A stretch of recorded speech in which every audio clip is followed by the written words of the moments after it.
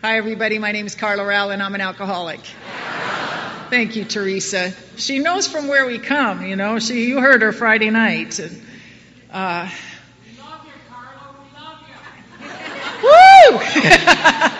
I love you, too. We'll talk after.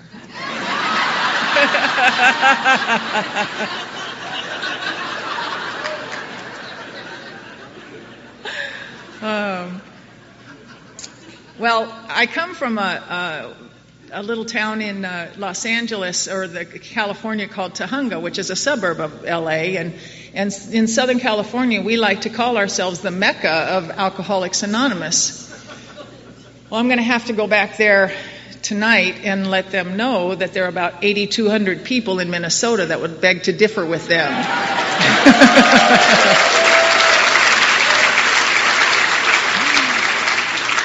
I just want to thank Connie and the committee for inviting me and my husband to come out here and share this weekend with you. It's just been magnificent. The speakers from Teresa and Scott, and then Kiri and Andrew, and I know I'm just going down a bad road here, but and Kelvin and I know. Paul, right there. I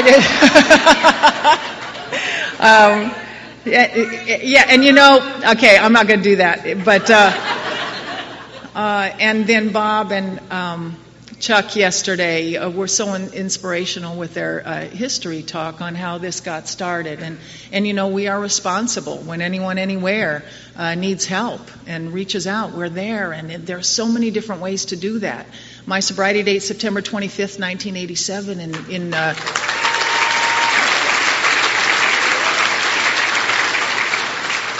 Alcoholics Anonymous, and the ways that we can reach out and reach back and everything. There's just so many.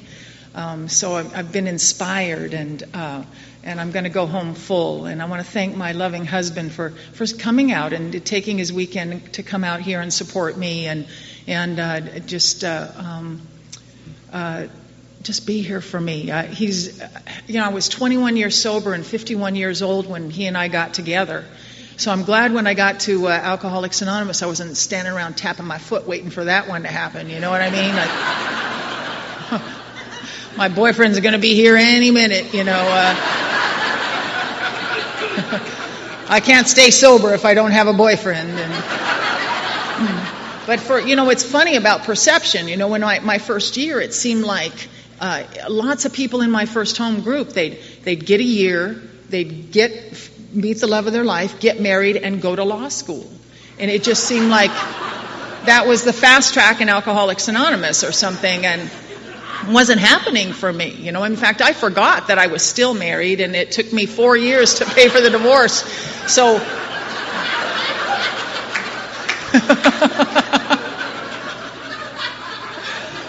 I was a little foggy. But he is the love of my life, and he was well worth the wait. And Alcoholics Anonymous taught me that just anybody is not a replacement for nobody. And you guys walked me through all that. I want to thank Jackie for picking us up at the airport and just making us feel right at home and getting us settled. And she's been a whirlwind. I mean, we don't need a lot of hosting or anything, but boy, she's let us know where she was, and she's been running around this place just on fire for Alcoholics Anonymous. And that's the way. That's how it is. I hope that if you're new, you'll come in and fall in love with Alcoholics Anonymous. Whether and I'm so glad that I clamped on to the idea that whatever's going on in my life, the way things are the way I like them, the way I don't like them, that I let them drive me in instead of out. All I have to do is come in. I mean, when I'm a mess, I'm here. Alcoholics Anonymous is the best place to be a mess. You're not feeling so good, we'll give you a paper bag. Sit you in the back. It's okay. It's okay. And when you're feeling good, come in here and share that with us too. You know, I've had to look bad and good, and I've been upside down and all around in Alcoholics Anonymous, and I haven't had to go anywhere, and I've been able to stay sober, and I couldn't do that before I got here. You guys packaged these principles in a way that I could hear them and pick them up and use them. When I got here, I didn't have to be any more than I was or know any more than I knew. I just came. I just came the way I was, and you guys, you gave it to me. So who am I to say no to someone who's asking me for it?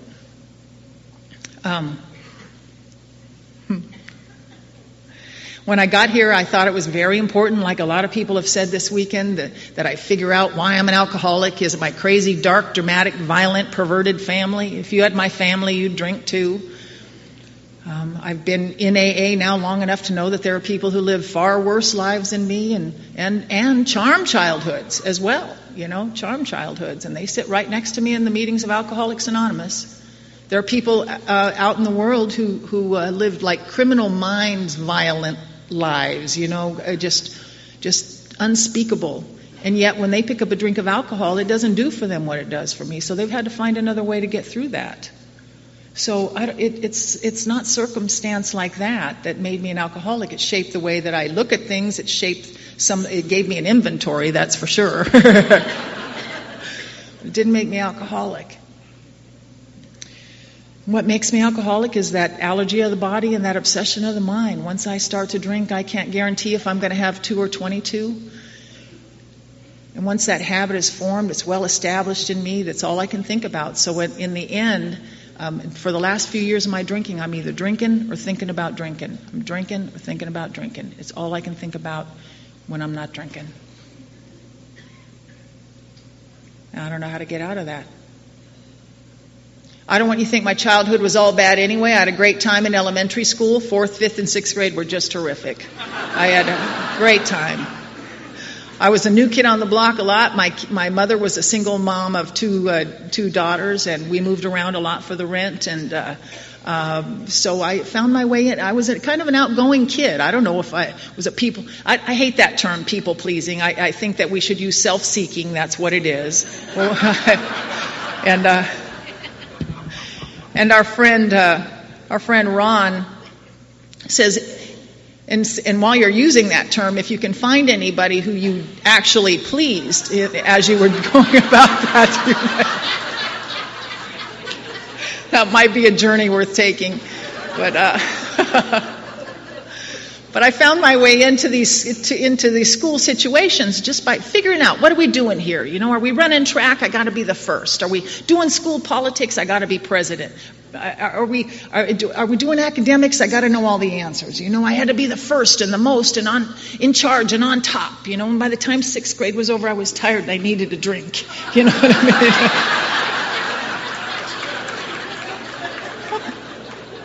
Because when you're running the world and you're 10, that's a big job. You know, I was going to be the first woman president, the first woman to run a 4-minute mile, the first woman Major League Baseball player. You know, I was just like, oh. I got my first social resentment behind a game of Spin the Bottle. I know they don't even play that game these days. They just get right down to business.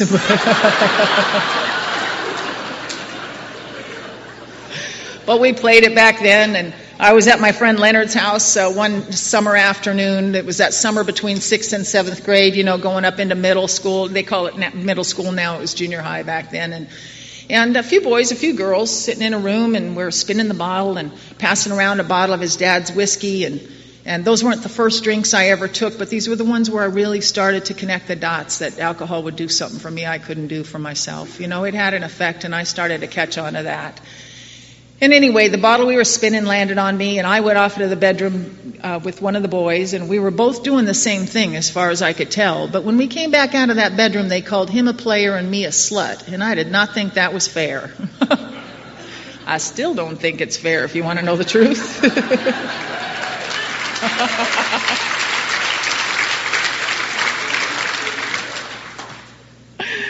But every sponsor I've ever had has told me the fair comes around once a year and it lasts 2 weeks. That's all you get. So much for fair.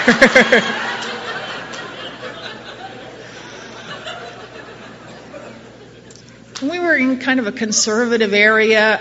It was a time of racial tension and a lot of gang stuff and a lot of stuff going on, a lot of anger, a lot of angst. Bobby Kennedy and Martin Luther King had been assassinated. It was just troubled times, and the teachings of parents were coming down through kids. Kids that had been my friends, good friends, the year before, were now it was changing. And boys my age were looking at me funny. I got a reputation after that game of spin the bottle that ran through junior high like wildfire.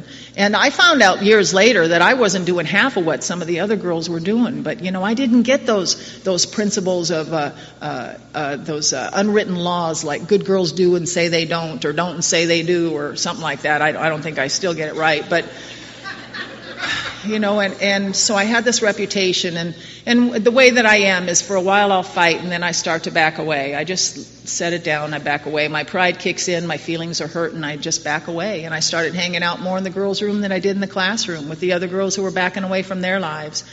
And we'd bring stuff from our mother's medicine cabinets and from their liquor cabinets and hang out, and after a while school just wasn't working for me anymore. And because of all the stuff that was happening at home, school had been my last bastion of refuge. It had been where I went to. There was no, when you're doing schoolwork, there's no emotional subjectivity. You do the work, you get the grade, and you move on. It's you got the validation right there, and so that was all over.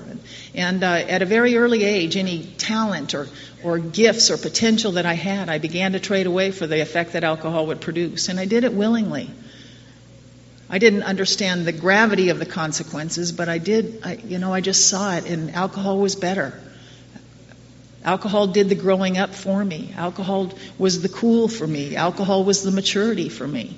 It did it all. It was the spiritual experience for me. I believed in God. I believed in God up till then. Before that, I'd taught Sunday school. I'd been out in the parking lots helping you find Jesus, in the parking lot. And, but I'd go to church and somebody'd show up with a bottle of Strawberry Hill and be all over. And I started to leave home. I just started to leave home because for me, hope is out on the open road. Hope just seems like it's just a mile away, just up there, just over the hill.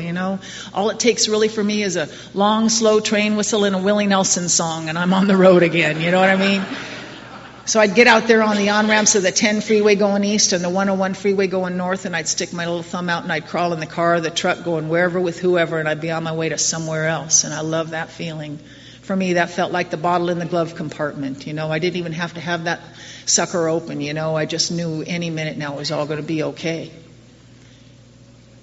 Now, consequently, because of that, I was young and I started getting picked up, and I found myself being treated to some of the Southern California hot spots like Indio Jail and Riverside Juvenile Hall and Central Los Angeles Juvenile Hall, and they'd send me home to Mom and home to Dad, and we did that whole dance for a little while. And when I was 14, I found myself in a place called North Beach. A girlfriend of mine and I had gotten a long ride all the way from a place called Isla Vista, just outside of Santa Barbara, all the way up into San Francisco, and this guy plunked us down in the middle of North Beach in San Francisco, a little party town. We got out there and looked around, and there were hookers and dealers and pimps, oh my, and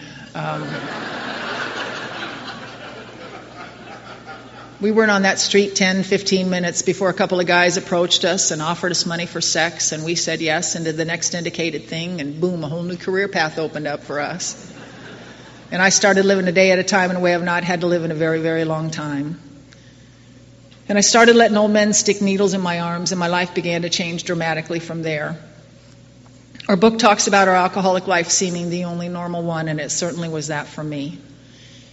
It just seemed to me that there were more people out there doing what I knew to do, what made sense. You traded away a little piece of this, a little piece of that, my dignity, self-respect. Anything I knew to be true I'd trade away for a better idea. When I was 15, I was being admitted to a mental hospital. They weren't talking to me a lot about alcoholism. They were talking to me about disorders. I was a very disordered-looking child by that time. I was alternately violent and withdrawn and living with a level of frustration down in my gut I didn't know how to talk about. I didn't know how to describe. I didn't know what made sense. I didn't know what mattered anymore. When I got to Alcoholics Anonymous many, many years later, I heard someone describe it as like being a scream without a mouth. And I thought, you guys know. You guys know.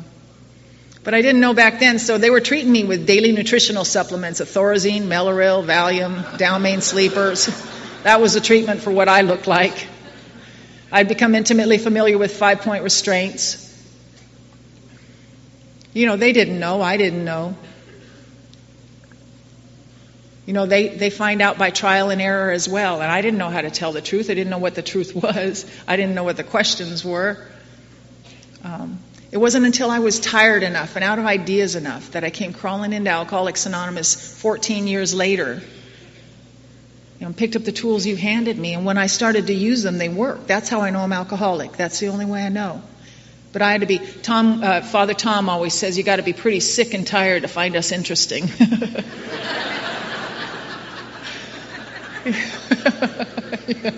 You know, it's okay, I'll try. But until then, man, it's a wall. And if you don't want to go crazy in the nut house, you got to get busy. And one of my favorite ways to be busy was boys. You know, you got no alcohol. And you know, I've already told you that. I love all the boys, but my favorites are those sexy, smoldering types. You know the kind. They just sit back there and simmer, you know. You just never really know when they're going to blow. I know we got some of those in here this morning. I see the smoke curling up from the corners. You know. But the trouble with guys like that in the nut house is they're usually hiding from a junior prison sentence. You know, they're trying to stay out of YA. They're trying to lay low in the nut house. You know what I mean? Yeah, that'll work. Lay low until they blow. And they blow eventually, you know. Like my first boyfriend, he blew and he threw a chair through the big plate glass window of the boys' unit. And then my second boyfriend, he blew and he threw a nurse through the big plate glass window of the boys' unit. And they've since replaced that big plate glass window with plexiglass. But you know, we'd sit around and we'd play those romantic, sentimental jailhouse songs, you know, like, "Ooh, when will I see you again?" And, you know, just press our little faces against the plate glass window in the girls' unit and long for what we couldn't have across the pool. You know, the boys' unit was right over there. Isn't that where that feeling is, though, too, in the longing? Isn't it in the longing? It's never in the getting. You got to get another one. It's not good enough, you know. But it's in that anticipation, isn't it? As soon as I get that.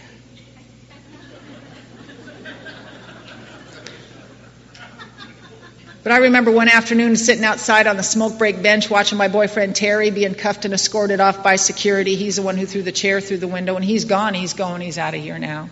Out of here for good. And I can't believe it, and I'm smoking my tragic cigarettes and channeling Greta Garbo.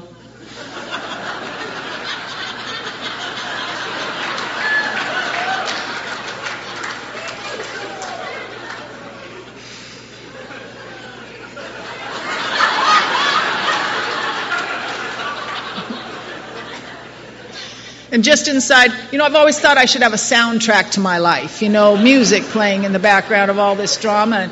And just inside the girls' unit, I can hear Diana Ross singing at top decibel, "Touch Me in the Morning," and just walk away. And it took me a long time to realize I was brokenhearted and blue before I ever had a real date. Because it's the way I'm looking at my life, and it's what I'm looking with. And the trouble with that is I'm always about half a bubble off what I'm looking at anyway. You know, I mistake what's out there. You know, I'd mistake arrogance for confidence. I'd mistake sex for love. I'd mistake brute strength for strength of character. And I'd get it up in my hot little hands and it would just turn to dust because it wasn't it. It wasn't it. I had to come to AA to learn that it's when I'm giving of myself that gaping hole in my soul gets smaller. Never going to come from out there. It's deep down inside. But I chased it. I chased it with the fur. I was a busy girl in the mental hospital. I went from the girls' unit to the co-ed unit to Ward D, where they put all the patients they just don't know what to do with anymore. I turned sweet 16. I was supposed to be there 2 weeks. I ended up being there for a year. I just, sort of made myself at home. I'd found every escape route out of that hospital. Whenever I'd get thirsty enough, I'd go over the wall or under the gate and be out for a week or two and have a party. And when I was tired, I'd come home. I'd come home through the front door because that's where I live, in the nut house. And they'd park me again. And I went over for the last time and met the love of my life there on that last unit. And I was a vision for you by that time. I had casts on both of my arms up to my shoulders because I'd been cutting, because that was a whole different way to change my reality. Had nothing to do with suicide. It was just a release. I was no longer bathing or getting dressed, because you don't have to do that to date in the nut house. And I met the love of my life there on that unit and went over the wall with him. And word had it, I heard just a couple months later that they saw my little foot go up over the chimney and over the wall eventually and back into the car, and they said, wait, just give her a minute. And that was the last time I left.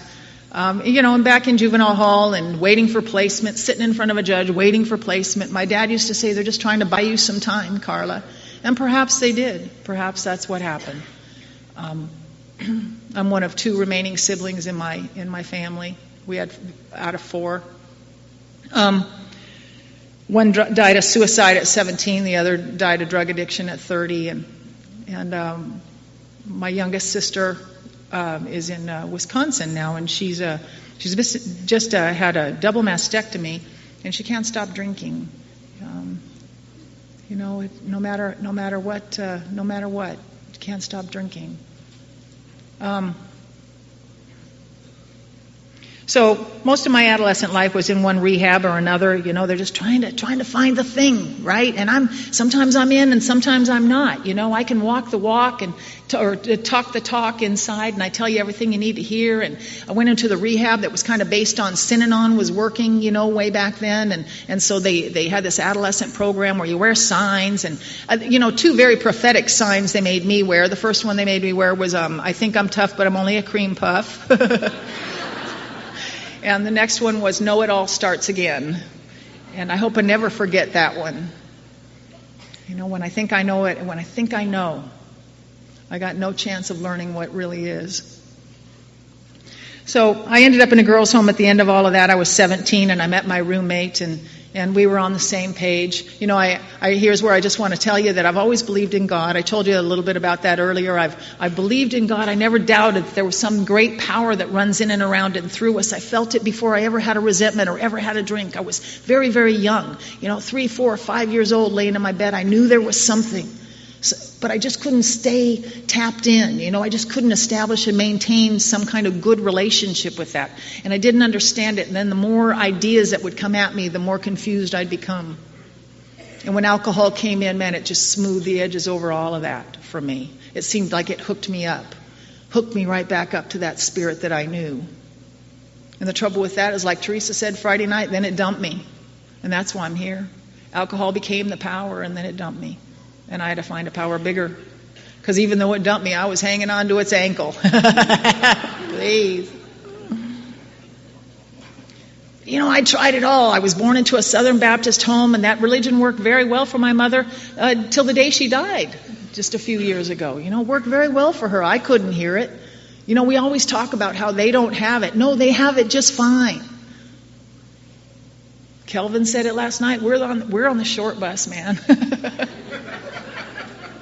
We had to have it delivered special. We rent from them. Do you get that? Then I tried being a Catholic for a couple of weeks. I love the idea of, I'd see those little girls in white dresses and the missals and the rosary and the candles and the prayers. And I thought, God, something like that's got to work, And then I burned black candles and prayed to the other guy for a couple of years. Just hedging my bets, really. I just want to be on the side that's winning. I don't really care. And the television series Kung Fu came out, David Carradine was a star of that show. And man, that dude walked the Wild West in bare feet, He was cool. His name was Kane, and he just walked from town to town, and people would greet him. Whole groups of men would greet him with great hostility sometimes, just because of the way he looked. They didn't like the way he looked. He was, just didn't look like them, and they'd greet him and they'd attack him verbally, and pearls of wisdom just rolled off his tongue, and they'd change and they'd go off to help somebody, just like in a minute. I thought, oh, that's power. That's real power.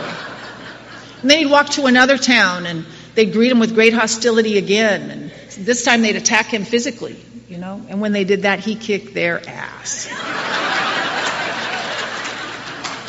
And I wanted what he had, It seemed like he was a perfect balance of strength and serenity, And so I've got all these ideas, and I get to this girl's home later on, and my friend, she's on the same page. Now that combined with the idea of what I thought the 60s might have been had I been out there in them. I was 12 in 69, so they were over by the time I got out in the world. But I used to watch the news. I watched those people in the 60s. I mean, they were tough. They marched. They said no. They stood up. Right? They stood up. They said no. And they they had Crosby, Stills, and Nash and the Grateful Dead and Traffic and Blind Faith. Yeah. They had peace and love and free love.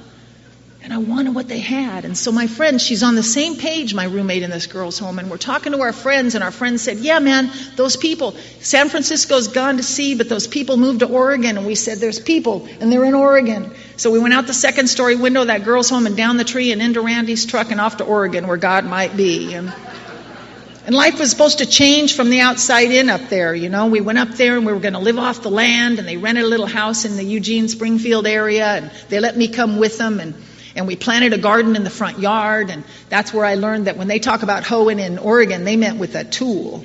It was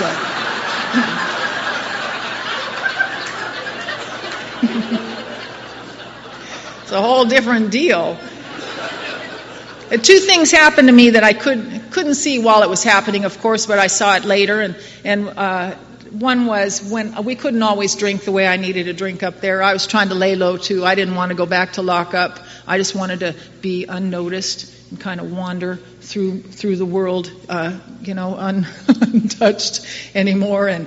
But we couldn't. So I didn't try to steal or anything. We couldn't always drink the way I needed to drink. And when I can't, and when I've got no steps or fellowship or God of my understanding, I've got no booze, I'm restless, irritable, and discontent.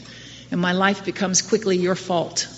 Everything that happens to me becomes your fault, and I'm edgy, and you can't approach me, and I'm just like that all the time. And when I can drink the way I need to drink, I'm always overshooting the mark, and that was happening again, and still at 17 years old. And I was asked to leave there, and I was asked to leave a lot of places, and I always ended up in the woods out there. The woods was an alternative I learned about in Oregon, and I like that. It's a little cooler, a little more peaceful. It's a little, a little more worthy of the delusion, I guess. I don't know. I just sit out there, eat LSD, and look for hobbits, and just...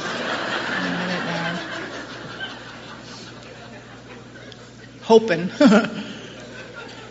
It's got to be true.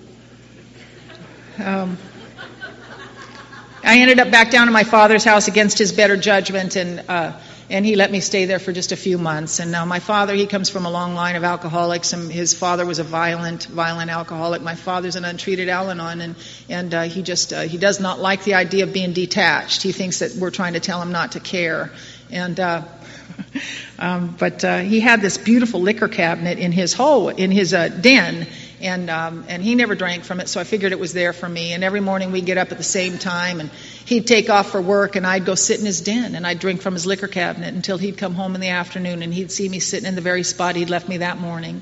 And I'd see that look in his eyes, that broken-hearted look we all know when we look into the eyes of our loved ones. And I'd have nothing to say for myself. I didn't know how to tell him I was afraid.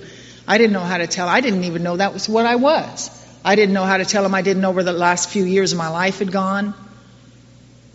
After a few months of that, he just couldn't take it anymore. And he came to me right before my 18th birthday, and he said, I'm not going to watch you die, and I'm not going to help you do it. You got to go. And on my way out the door, all I could remember was that one of the counselors at the rehab had told me I was a great actress. And I know today I must have misunderstood, because I ended up out on Hollywood Boulevard. And not a lot of auditioning going on out there, I can promise you that. I was 18 years old, starting my days off with a pint of Pop-Off vodka, and I'd just go wherever the day took me. And some days it was a party, and some days it wasn't. There was not a lot of hope about it getting any different. And to this day, I love driving down Sunset Boulevard, Hollywood Boulevard, and I get to see a whole new generation of the same girls sitting out there with very little hope about it getting any different.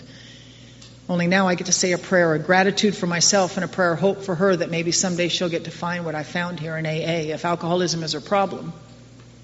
A few months into that, I met a man walking down Hollywood Boulevard, and I saw the light in his eyes, and I didn't realize it was orange sunshine, but we hit it off, and I moved in with him that night, and I didn't even know his last name. And 6 weeks later, he's asking me to leave, and I still don't know his last name.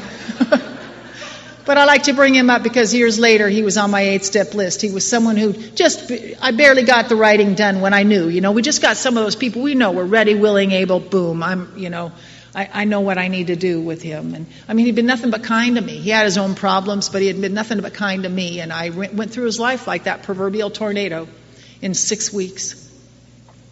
So I spent the last part of my first year looking for him, to find a year of sobriety, looking for him to make sure, to make those amends. And of course I couldn't find him. I went everywhere I knew to look, and not knowing his last name makes it more difficult.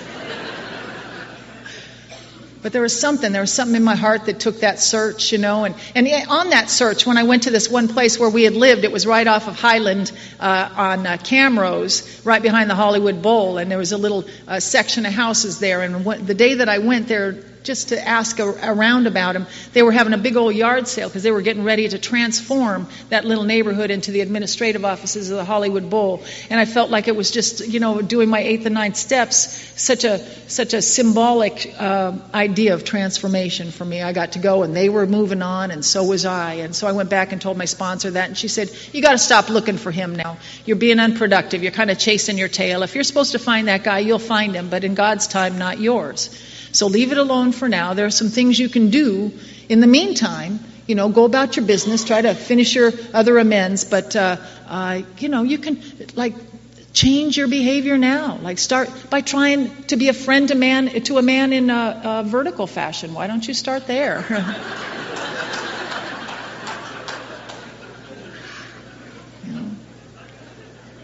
All these years later, I got friends of both genders. There's nothing like that feeling of self-respect. Right up there with that feeling of being useful is that feeling of self-respect. And you can't take that away from me. I can give it away, but you can't take it.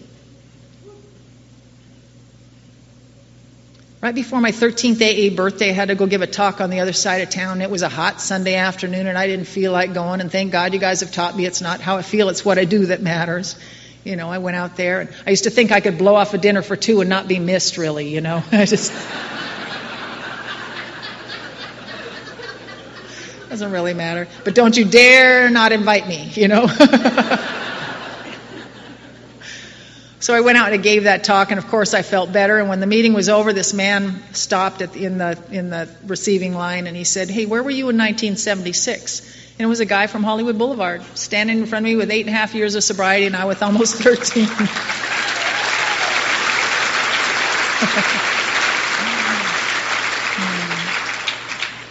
So I got to make those direct amends to him, and we went to dinner, and I'd ask him, I told him what I knew and the harms I was aware of and what I could do to make those right, and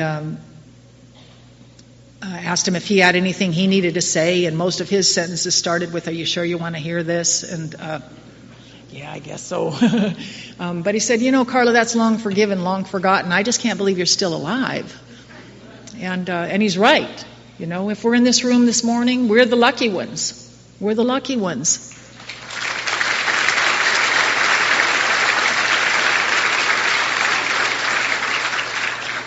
Somehow, some way, we've managed to slip through that window of grace one more day to come in here and sit together and recharge and regroup, and then see what we can go back out there and pack into the stream of life. Grace falls on all of us, But we got to do something. I'm responsible for answering that call. Sobriety was a call to wake up, but I've got to answer. At least it seems to me, because there are an awful lot of people that belong here that aren't here. A lot of people dying that could be alive, maybe. I don't know.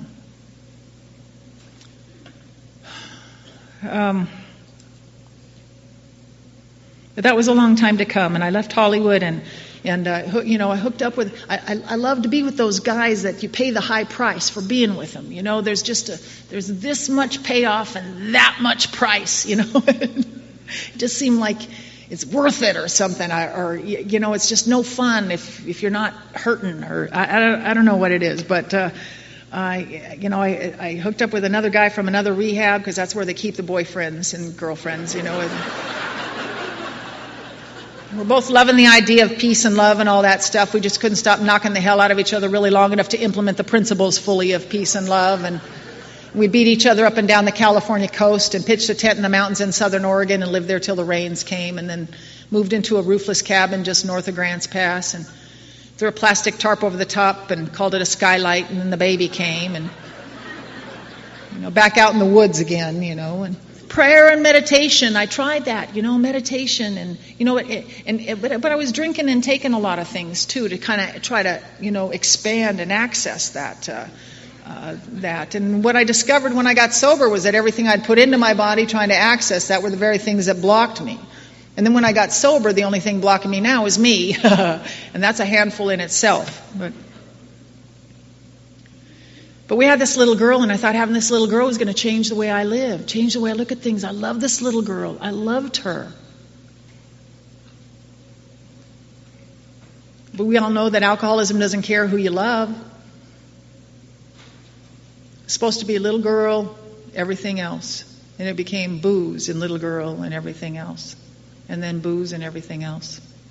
And she got in the way of one of our fights. Again, we love the idea of peace and love. We just, couldn't hang. Our book talks about moral and philosophical convictions galore. I want to be that, but I have to be this.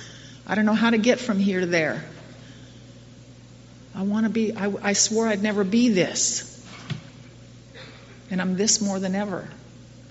She got in the way of one of our fights, and I had to take her up to Idaho. It's got to be better up the road, right? We're up in Idaho. I've got 3 jobs, tending bar and cocktail waitressing up there. I still can't bring home enough money to pay rent for more than a week at a time. My kid's one of those kids that you see in her T-shirt and underwear and yesterday's lunch down the front of it because her mom's not paying attention. We live in the little rent-by-the-week motels up there. We keep moving. After a while, Idaho's not working. We're back down in L.A. I'm renting a room from my aunt in an area called Covina, and we're just about 35 miles from Hollywood, where I got my job tending bar again. Never occurred to me not to drink on the job. Why else would you have those jobs? Seemed to me I was very efficient in my thinking. My daughter was almost 4 years old, and every afternoon I'd kiss her goodbye, and I'd take off for the bar in Hollywood, and I'd stop at the halfway point, which is a bar in Arcadia called the First Cabin. Stop in there every afternoon like clockwork and have my shots of Cuervo Gold and Bud Backs. Those are the primer drinks, the drinks that got me ready to go do my shift. Get up off the bar stool and go out there in Hollywood and pour drinks and drink with everybody till the wee hours of the morning and crawl back home and start all over again. Did that for months. And one afternoon I kissed my girl goodbye, and I got up and I went and sat on that same bar stool, had those same shots of gold and same Bud Backs, and to this day I don't know what was different on that day from the day before except for 24 hours, because I didn't love my daughter any less on that day than I love her today. But I couldn't suspend my drinking. I couldn't stop long enough to get up and go take care of business in either direction. So I sat on that bar stool and I lost them both in one fell swoop. The kid and the job were gone. And I stayed and I lived off the kindness of strangers in that little area in Arcadia for about a month until I fell into another job in another dive bar. And that's just how it went, I met the man that I would marry. I thought maybe if I got married, made my life look like I thought yours was, that would do it, right? We'll move indoors. We'll get out of this business. It's this business. And he and I got married about the time we should have split up, and we moved into that apartment. We became the neighborhood entertainment. Settle our arguments with a shotgun. That's how we did it. Whoever got to it first wins. My first exposure to Alcoholics Anonymous was after one of our fights. We were at the bar where we drank, and we were fighting over whether or not I should get off the bar stool, and I lost that fight. I ended up with some black eyes and broken ribs and nothing real new. It's just, another one. Nobody in that bar feeling sorry for me, just glad I was leaving. My husband had to pick me up and take me to the hospital, and I can't tell you how many times I put him at cross purposes, too, of having to save my life and kill me all at the same time. It was just always a dilemma for him. So he took me to the hospital, I got fixed up, and then he brought me home, and he had to leave for work that weekend, and before he did, he set me up with a giant ice chest full of beer and a bottle of Beefeater gin chilling on top, and now I'm drinking gin because tequila had been making me so mean. You understand. And I started drinking the gin and dialing the phone, and I don't know all who I called, but I know I felt like a battered woman, so I called a battered woman's shelter, and I asked the woman who answered the phone to fix my life. And she asked me if I'd ever been to an AA meeting. I don't know how she made that leap, but she did. And so I went to an AA meeting that night. It's funny, how all of a sudden you hear. And I found an AA meeting, perfectly wonderful meeting that night, not far from where I lived. It was there then, it's there now. And I went there with everything but willingness, everything but readiness. And you can't make me ready. You just can't make me ready. I can't even make myself ready, really, except by taking the walk. But I went in there, and there was a woman speaker, and she talked for, about an hour or something. And all I heard her say was that somewhere during her drinking career, she switched to beer. So I did. I thought AA says switch to beer. Because beer's not really drinking anyway, is it? It's just more like a breakfast food as far as I'm concerned. It's got the hops and barley and, it's a whole grain breakfast food, really, is quite healthy. And it allowed me to drink for another couple of years. It gave me the illusion I was controlling my drinking. I got a little further into my day before I was really, really bad and couldn't do anything else. And, so I'm under the illusion that I'm controlling my drinking. And a couple of years later, I got the kid back for better or worse and made our life look just right for just long enough to get her back. My husband and I and my daughter were living across town in a little tiny apartment in Pasadena, and I had gotten a job. I try to hang on, once in a while I'd make that leap and I'd try to come in, make the re-entry into the real world, but I'd drink and then I'd slide right off, and I'd make the leap and I'd slide off again. And I couldn't work in the bars anymore because I couldn't finish a shift. I couldn't stay sober long enough to finish a shift. So I got this job answering phones for the city of Pasadena, and it was just, it was a simple job, and I really wanted to do well. I really wanted to do it right. And so some days I'd try to get there without having those morning drinks, to stop the shakes. I'd try to get there and just for a few hours. If I could make till lunchtime, make it till break even, that'd be good. And when I couldn't drink, it would be all I could think about till I could get to that next drink. And so I spent a year of that alcoholic torture, drinking and thinking about drinking, thinking about drinking, thinking about drinking. And I was the girl with the hollow leg, whenever we'd go out for drinks all together, sanctioned drinks, the kind that everybody goes out for, I was the one that says, where are we going next, and everybody else is going home. I was no longer welcome in the neighborhood bars where I used to drink. My life was becoming very small. My daughter and I, we couldn't go anywhere really. I knew we could get places, but I didn't know if we could get back.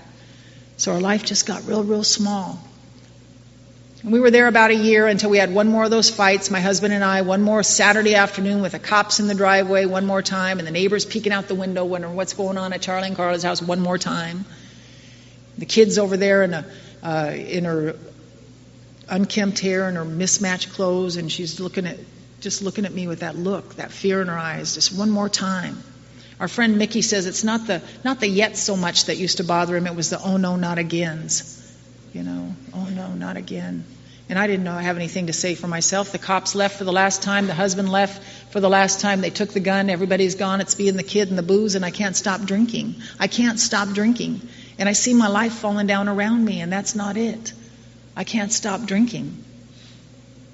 My first sponsor told me if I wanted to affect a conscious contact with a power greater than myself, why don't I start by counting the coincidences that happen in my life? Let's see how God's been working. Can we check that out? One of the first things that I could see was that I had moved in next door to a woman who had 5 years of sobriety in Alcoholics Anonymous. Didn't know that. And a couple days after that fight, now my husband's gone, it's just me and the kid, and this lady from next door came knocking on my door a couple days later, and she bought me a big book and a 12 and 12, and I invited her in, and she sat on my couch, and she just told me her story. She talked about her, and in her story I could hear me. I could hear that she used to drink like me. And I'd seen with my own eyes that she hadn't been drinking anymore. For a whole year she wasn't drinking, in front of me. And what impressed me more about that was it didn't seem to bother her that she wasn't drinking. That got my attention. I just, wow. Because when I'm untreated, I've got no steps of fellowship or God of my understanding. I've got no booze. I feel like you've stripped the coating off my wires, I feel oversensitive and underloved, and I don't know what you meant by that or why you looked at me that way.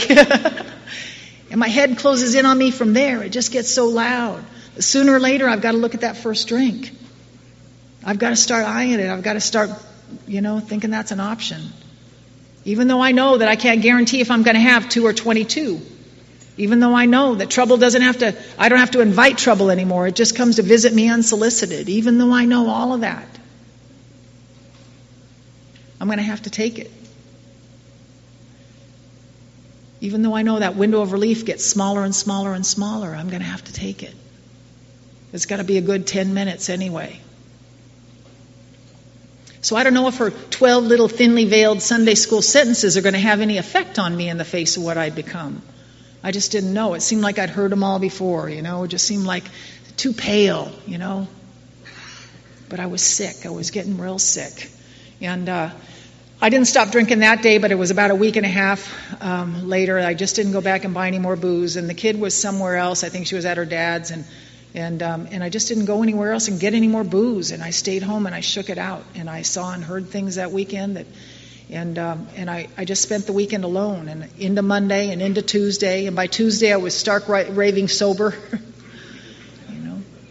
terrified. And that was the moment I was afraid of. I always thought that if I got sober, I'd OD on over-awareness, really. It would just be too much. I went back to my neighbor and I asked her what to do, and she set me up to a meeting in Sierra Madre, and that became my first home group.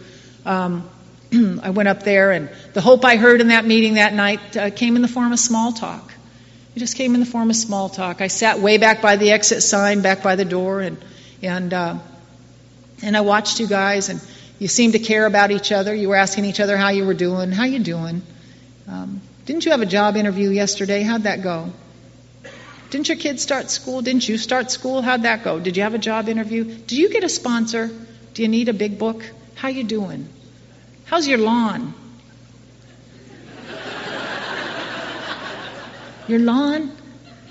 And I thought, God, could my life ever be so elegant and simple as to be concerned about a lawn? Not just to sleep on either, but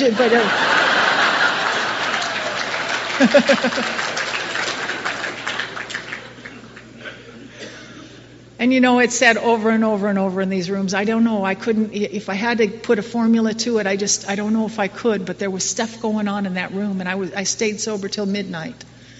And you told me to keep coming back, and I hadn't heard that in a long time. And I started going to meetings. I was going to 2 and 3 meetings a day. I was running off from work and running to lunch meetings, and then coming back, and then going to the early meeting and going to the night meeting, and I stayed sober 89 days, and then I had to have that first step edge came back, and I thought, whoa, a big book and a beer sounds a lot better than this. I just, and I had to have another 24-hour drunk. I had to finish that drunk, and then my sponsor came and picked me up, and she took me to the big book study that night, and I was not sober, and I was not in any pretty condition. And I went up there, and you guys didn't wait. You didn't wait. A guy came up to me and he said, "You want to come up and make coffee with me on Tuesday?" And I thought, dang, somebody thinks I'm going to be here on Tuesday. And I came up, and I was making coffee on Tuesdays, and then he stopped coming, and I was the coffee maker on Tuesday nights for a long time. And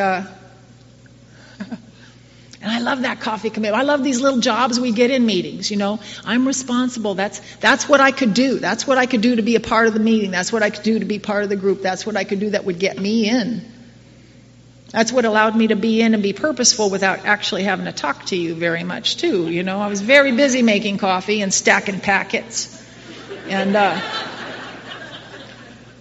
counting stir sticks. But I'd get off work at 5 o'clock and I'd be in the meeting, because even though the meeting didn't start till 8 o'clock, because I was in the store buying stir sticks and coffee and creamer and trying to figure out whose birthday it was and where's the cake, and it kept me thinking about you. And it was the first introduction to the absence of the noise on the inside of my own head. When I'm thinking about you, I'm not thinking about me. And I didn't know that. I didn't understand what self-centeredness was by definition or anything else when I got here.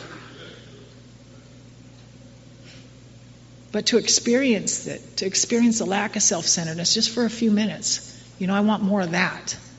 Stacking chairs and pouring coffee and how you doing and being able to finally stick my hand out, And most of that stuff, most of the new stuff I had to try was like close your eyes and hold your nose and try it. How you doing? If I could have come in here and stolen what you had without having to talk to any of you, I would have.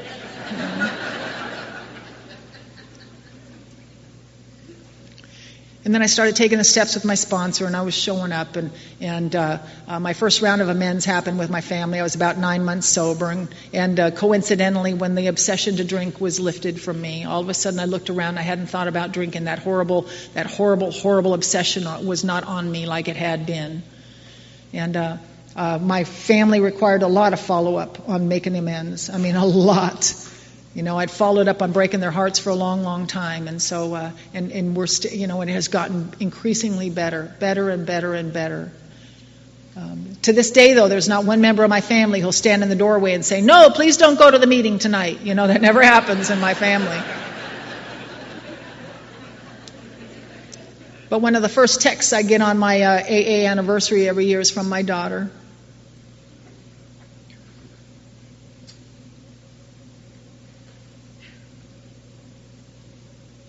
Then other women started asking me to sponsor them. And I got to tell you, the only fifth step I like better than mine is yours. And I'll tell you why. Because in your eyes, I see redemption. And I see forgivability. And I see lovability. And I see growth where I don't always see it in myself. And I'm a big believer that we got to give it away to get it. Something happens. When the light comes on in your eyes, the fire burns brighter in me. After a couple years, I'd had you guys, and my daughter didn't have anybody. She was 12 years old now, coming home at all hours of the night, beat up and bloody. She'd been jumped into a gang and starting to find her sense of family and camaraderie out in the street where I used to, and I was getting scared. It was going to take more than just a couple of readings and a meditation for this one, She was saying things like, "I'm going to have one of my friends bust a cap in you." And I'm like, oh. That's not good. So I had to lie to her to get her into a treatment center. And, and I'm thinking, God, am I signing her life away? Am I doing what I wasn't so sure was good for me to have done with me and all of that? But I don't know. I don't know anything else. I had kind of done this. I had insurance. I was working at a good place. I had insurance, so I had the option of looking up one of these places. Found a place. The director was 17 years sober, so that helped me. But I was signing the papers, and she was not happy, but she was in the other room, and she was starting to calm down. And I felt a hand on my shoulder while I was signing the papers, and I looked up. It was a guy from my home group who was the recreational guy there at that program.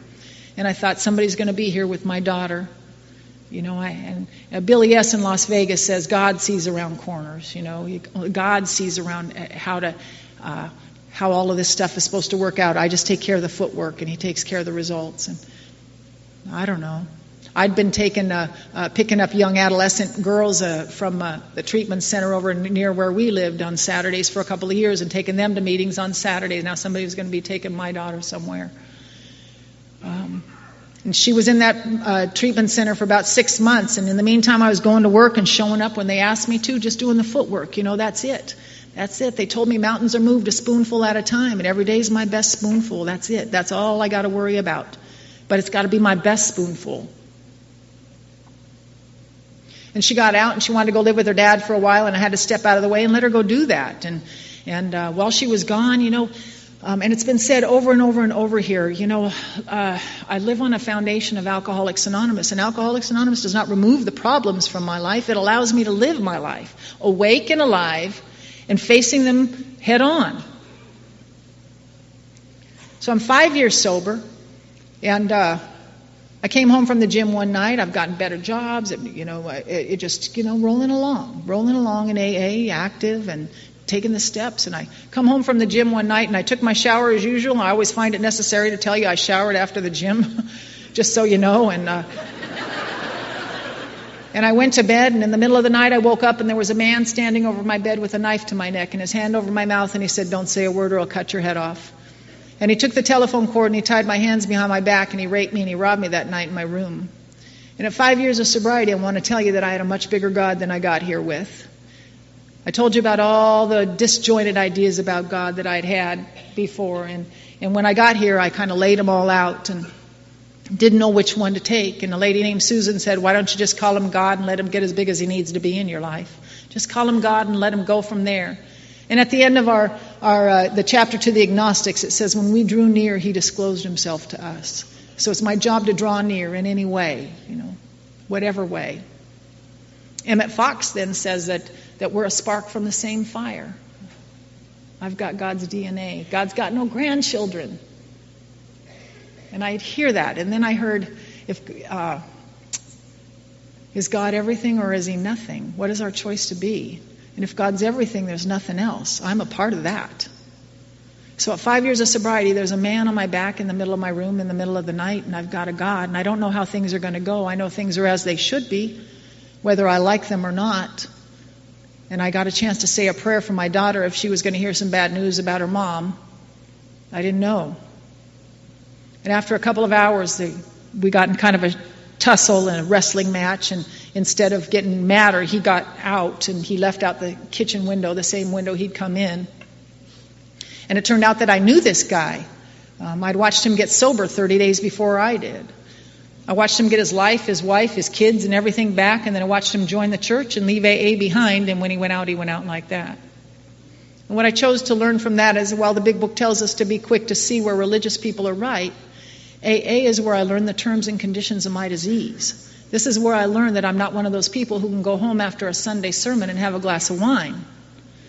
I come here, and anything else I do is in addition to, not instead of, Alcoholics Anonymous. I have to do that.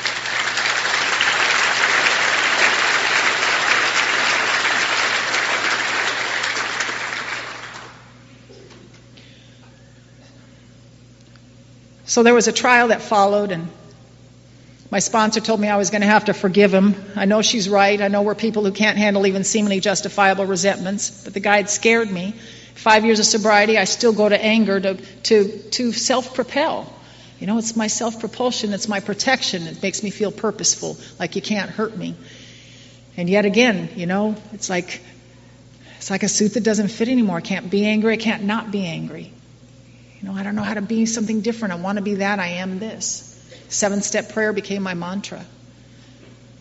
As part of the defense, they had a lot of the guys I'd known years before get up and testify as to who I used to be, and including my ex-husband. And that's the mark I'd left on him, was the fact that he was more inclined to testify on behalf of the rapist than he was for me.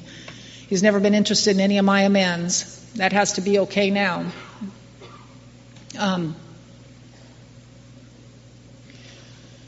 And then by that time I was working at a big investment firm downtown Los Angeles, a big fancy place. Henry Kissinger used to walk the halls. He sat on the board of this place. And I was walking undetected through the halls, just doing what they asked me to do. And the division head there of the department where I worked volunteered to come and testify on my behalf as a character witness. And he showed up, and they told him all about who I used to be. And he said, "Yeah, but she shows up early and she stays late." And she was where she said she was. And see, that's Alcoholics Anonymous speaking for itself. He didn't have to be coached. He just got up and told the truth as he'd experienced it through me. Then it was my turn to sit in the witness stand and to testify. And it was for me to testify. It was for me to testify. I was to learn to forgive and testify at the same time, to be responsible and yet not harbor a resentment. And footwork, one step at a time, to let life unfold instead of trying to rip it open. And I was sitting in the witness stand, and I look out and I saw him. And on page 67 in our book, and I'm a page quoter, I don't apologize for it. If I misquote things, then you'll know exactly where to find it. And but there's a little recipe for forgiveness at the top of that page. It says, though we didn't like their symptoms and the way they manifest, they, like ourselves, were perhaps spiritually sick. He, like me, was perhaps spiritually sick. I saw him sitting in a place where I could be sitting again. If I were to take a drink, that could be me. And I saw me in him. Not me from a spiritual mountaintop, but me like he. And we were two alcoholics sitting on opposite sides of the courtroom. And just like a crack of light under the doorway, I started to begin to be willing to relinquish that fear that held me up, that counterfeit power for a real power. And it took about 18 months for all the nightmares and the stuff attendant to the jumpiness, you just kind of involuntary stuff that happens with something like that. But it went. And I changed. And I didn't have to let all of that incident again, because by that time I had done some inventories, And I know how the past can color the present. It can color who I see in front of me, in a way that they're not. And it colors me on the inside in a way that I'm not.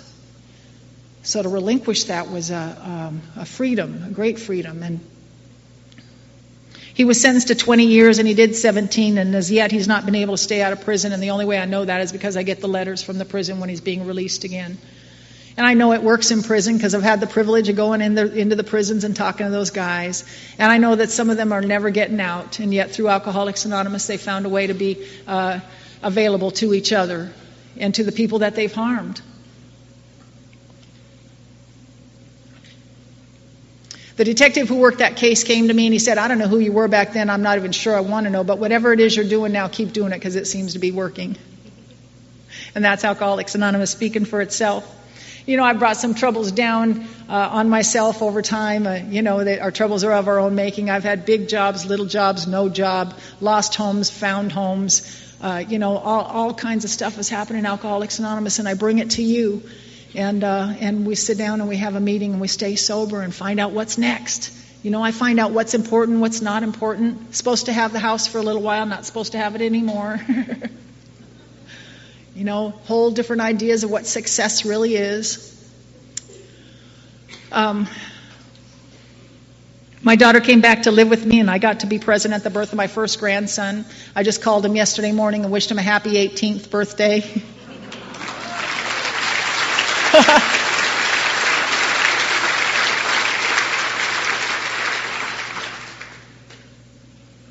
In a couple of weeks, I get to go watch him graduate from high school. And this didn't hit me till just now, but then we get on a plane and we go out to Akron and we get to celebrate Founders Day with I don't know how many of our closest friends out there, but to say thank you. Thank you for the life. Thank you for allowing me to see my grandsons grow up and to be a part of their lives, and for them to see Grandma Carla, just like the old lady who comes over to visit once in a while, Some of my sponsees think that too. I forget, I feel, 23, and I look in the mirror and think, whew. Who's that? My dad doesn't have to sit up nights anymore watching the news to make sure his daughter's name isn't on the list of the victims of the serial killers of the day. He sleeps well and he knows why. About two years before I got sober, my baby sister committed suicide at the age of 17. It took her all weekend to die. And while she lay on life support in a West Covina hospital, the family would gather in the waiting room, and then I'd go out to the parking lot where the booze was, and I'd drink in the van, and then I'd go back in and I'd rake my mother across the coals. And I'd talk to her in a way a daughter should never talk to her mother, especially when her baby lay dying in the next room. And I don't know how you make amends for that, except that I started by calling her once a week and trying to find out how I might add to her life instead of take. My mom had had a long relationship with prescription pills, and she wasn't always there. She didn't understand. She didn't even know she wasn't there. She just didn't know that she didn't know. I didn't know that either for a long time, and And what I discovered in making these calls was that she just needed me to listen. I just listen. And we got closer and closer and closer over time. And so much so that about 11 or 12 years ago, my baby brother died of this disease. He was 30 years old, 6'10", 160 pounds when he lay on life support in a Spokane hospital. His heart was disintegrating from the crank, and he wasn't going to stop drinking. And mercifully, when he died, I got to go up and be the kind of a daughter my mother needed while she buried yet a second child. And I don't know what kind of pain that is for a parent. But I know that this time, because of Alcoholics Anonymous, I got to be part of the solution rather than part of the problem. And I love that.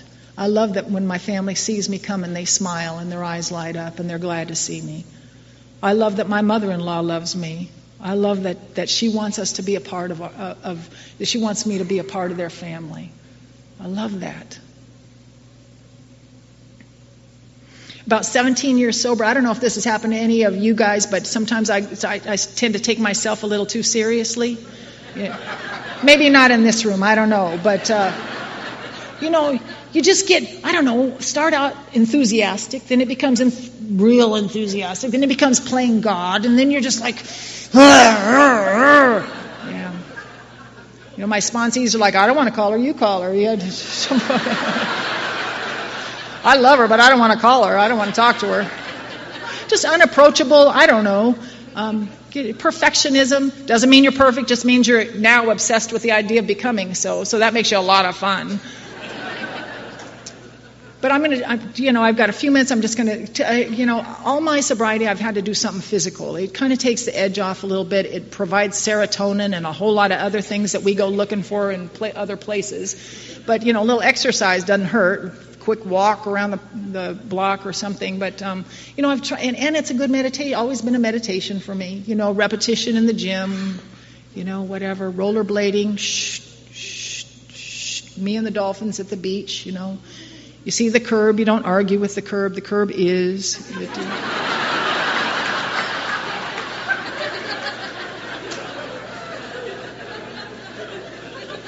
Tried surfing for a little while, and my friend Lisa describes surfing as like being in a domestically violent relationship without actually having to have a partner. And for me, that was true. I got beat up a lot by the surfboard. So I had to try something else, and I found an Arthur Murray dance studio. That's what I did next. So I'm a little stiff and brittle. You can't, I went in for my complimentary rumba lesson, and you can't be stiff and brittle when you're trying to do the rumba, can you? You got to get some wiggle on, So I'm about halfway through this dance lesson, and the teacher, he stops, and in his beautiful French Haitian accent, he says, "Oh, Carla, do not try to dance like a good girl. I don't think they will believe you anyway."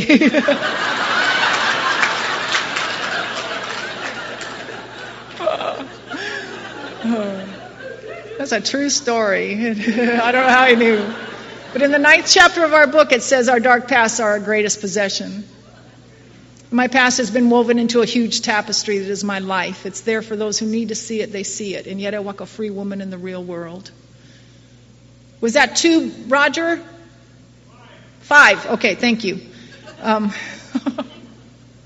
work at Home Depot now, so it's like, yay! What?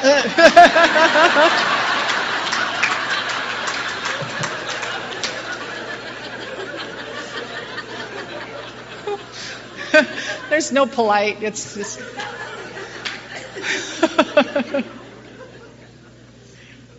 Gratitude. We were getting on the plane here to come here, and it hit my heart to call my sponsor Marguerite. Marguerite, every sponsor I've ever had has given me something and taken me somewhere and shown me something, but Marguerite gave me my soul back. She was the one who agreed to be my sponsor when I turned. When the rape happened, and I had had a man up till then, and he was wonderful. He was just one of those good old boys, Lee, who he'd say things like, "Well, that's going to feel a whole lot better as soon as it quits hurting,"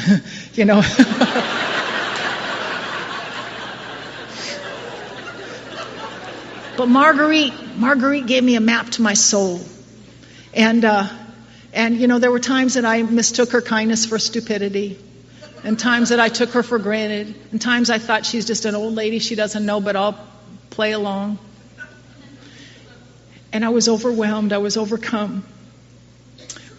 Everything she's ever said God, sometimes don't you just want to go back and buy those old timers flowers or something, take them to breakfast when you realize what they were giving you and you didn't know, and they didn't care. They're just like, okay, keep coming back if you don't die first.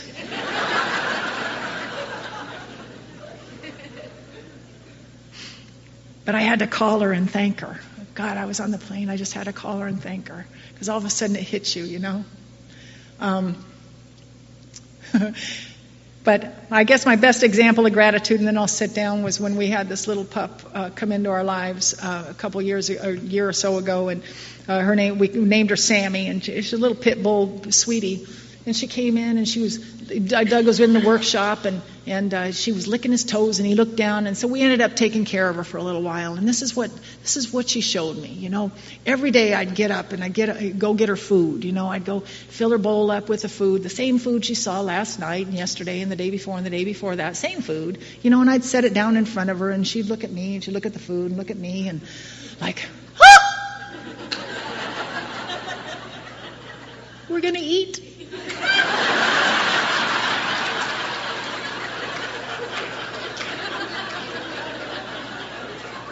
Thank you. Then she'd eat, and she'd run into the bedroom where Doug and I were. We'd just be hanging out, and she'd jump on us, and she'd look at him and look at me and look at him and look at me, like the same faces she saw last night and yesterday and the day before that, and she'd be like, "It's you!"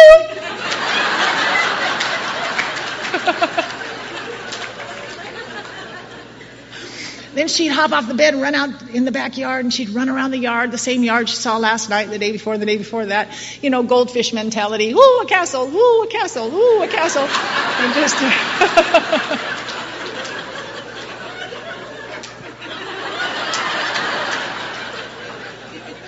And I just see the glee, she'd just be in the glee of this moment, the moment I never wanted to be in.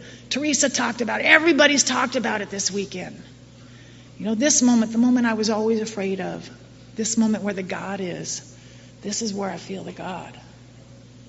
And I learned that in dancing, and in dance, when I'm worried about the step I'm about to take and upset about the step I just took, I can't be in this moment. When I stand in frame and I allow myself to be led, I never know what pattern I'm executing till it's over. And then I get to really feel the bliss, the excitement, the wonder of this moment, the moment I never could be in before. Awake and alive.